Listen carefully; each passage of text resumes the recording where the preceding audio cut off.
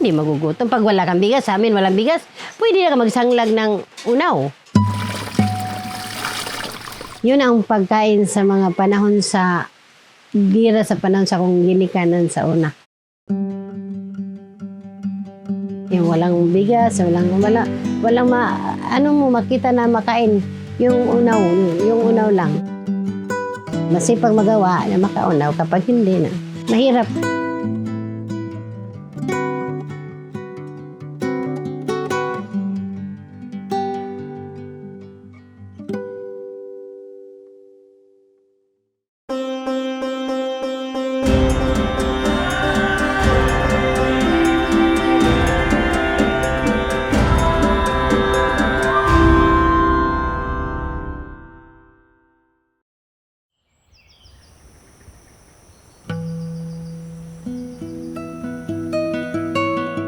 We've been enjoying sago for years, whether as bouncy pearls in Taiwanese bubble tea or the chewy base of many Southeast Asian desserts, without ever really knowing where it comes from.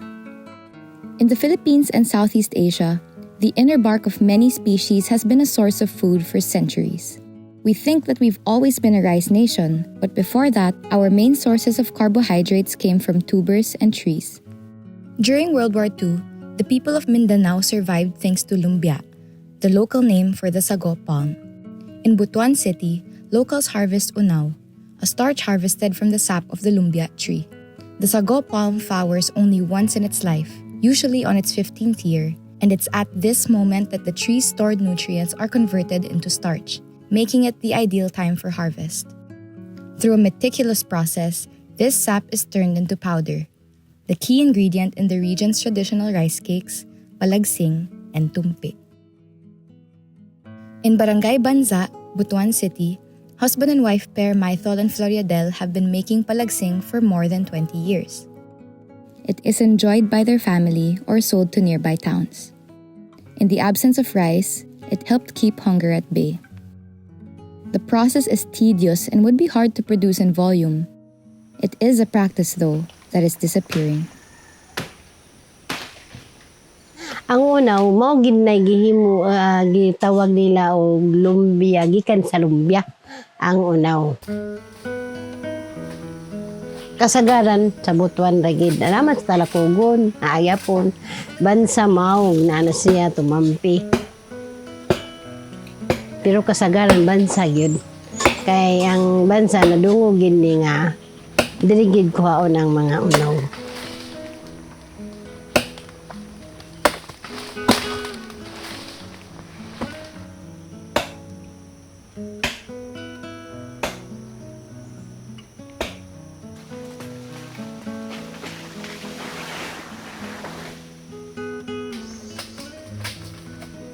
Ining lumbia gid, yung pa kinaiyahan, walang nagtatanim. Kung tumayo yan sa lupa mo, imo. Pag hindi yan naturok sa lupa mo, hindi sa'yo.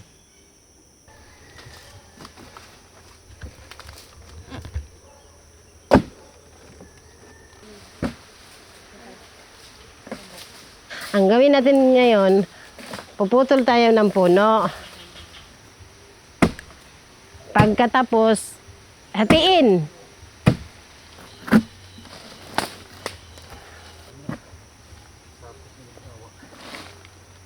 Paghati natin, maghapos. Yung hinapos, yung magdugmok na.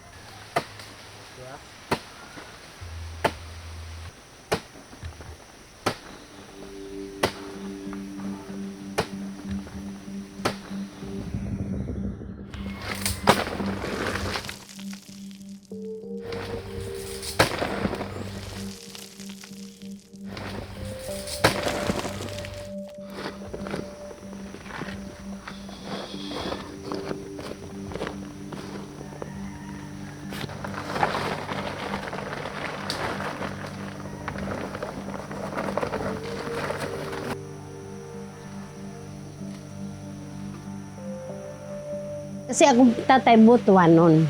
Mao na ilang trabaho sa unang panahon. Pag makaunaw, Doon, yun lang ang sasanglagin namin. Yun, nagkakainin namin. Kukuha ang papa ko ng mga haluan. Yan lang, papaksiwan na, papa na mo, ray amo kaunon. Sa kanigo na nga, sanglag nga, unaw. Dali na mabusog kay.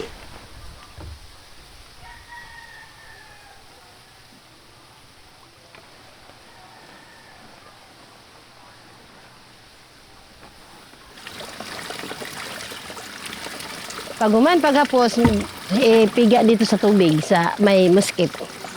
Ang lumabas diyan, katas. Yan ang gagawin ng unaw. Sa unang panahon walang gutom pag may unaw. Pag masipag ka, magputol ng lumbia, mag-unaw, di walang gutom. Pero kung tapulan ka, ito pa, wala. Gutom ka. Dito sa Butuan, okay kaya sa amo na. Bahalang walang bigas basta may unaw. The residue is dried for hours until it turns into brown bits.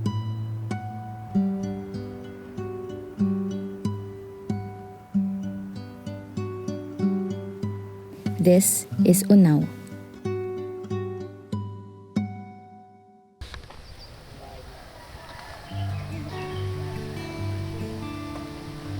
Pag imo ning trabahon, mo na makahimo ka og unaw, mo na gihimo og palagsing. Tumpi, kinabul, mo na among among panginabuhi tikan pa sa una. Sa ako pang ginikanan. Ako na, mo nang nakasugod ko 35 years ago nagikan pagluto sa palagsing.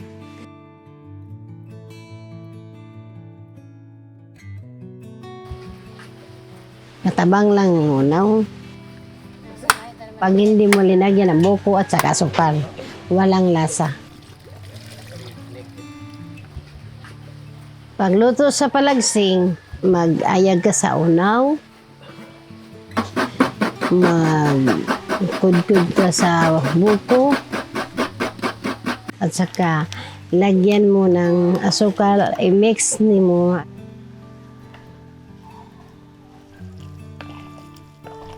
Iputos, ibalot sa dahon.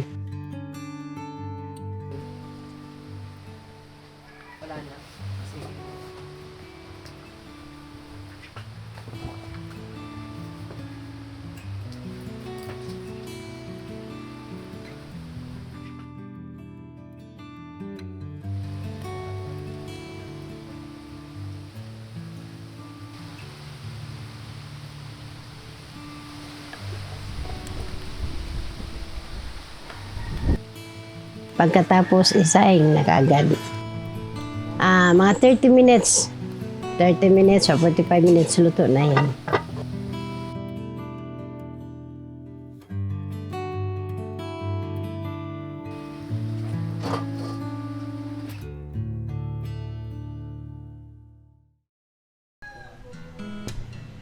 Ang ginawa ng palagsing, pwede rin gawin ng tumpi. Kaya lang ang tumpi, linagay sa kala. Ang palagsing binalot sa dahon at saka sinaing. Ang tumpi, hindi. Sa kalha, diretso. Iproseso ni mo sa tumpi, isang lag mo muna at saka i-mix ang buko, ilagay din sa kalha nga, tuyo nga kalha. At saka dun, pipi sa kalha. Parang dun mo matigas. Yun ang tumpi.